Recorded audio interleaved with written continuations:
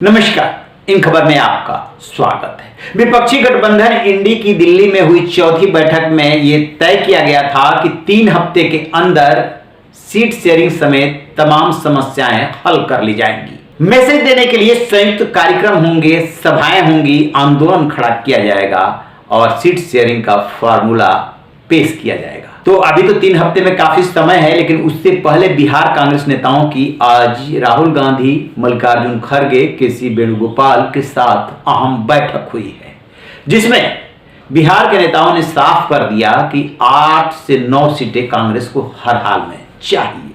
अब ऐसे में सवाल उठता है कि क्या इंडी गठबंधन कांग्रेस को बिहार में इतना सीट दे पाएगा? यह अखिलेश प्रसाद सिंह ने बाकायदे बोला है। यदि बात 2019 के चुनाव की करें तो जेडीयू और बीजेपी साथ में चुनाव लड़ी थी, 17 सीटों पे चुनाव लड़ी थी। बीजेपी सभी 17 सीटों जीती थी और जेडीयू 16 सीटों पे जीती थी। स्वाभाविक सी बात है कि वहां पे आरजेडी सबसे बड़ी पार्टी है, तो यदि जेडीयू के बराबर लड़ती है तो फिर वहीं पर आकर के बात अटक जाएगी कि 16 सीटें लड़े, 17 सीटें लड़े, कम से कम 15 सीटें लड़े। अब 2 बड़े और पार्टनर है, एक कांग्रेस और दूसरे जो है लेफ्ट के 4 धड़े, दोनों 8-9 सीटें मांग रहे हैं। तो सीटें बढ़ तो जाएंगी नहीं, आपस में एडजस्ट करना पड़ेगा।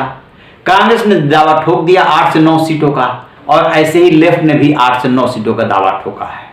तो जो ये बात कही जा रही है कि सीट शेयरिंग को लेकर के आपस में खींचतान होगी, अब उस तरफ गठबंधन बढ़ चला है। ऐसा नहीं है कि एनडीए में ये दिक्कत नहीं होने वाली, एनडीए में दिक्कत होने वाली है, लेकिन वो दिक्कत इतनी बड़ी नहीं है जितना कि इंडी की। क्योंकि बिहार की ही बात करें तो बीजेपी के साथ वहां पे कौन कौन है?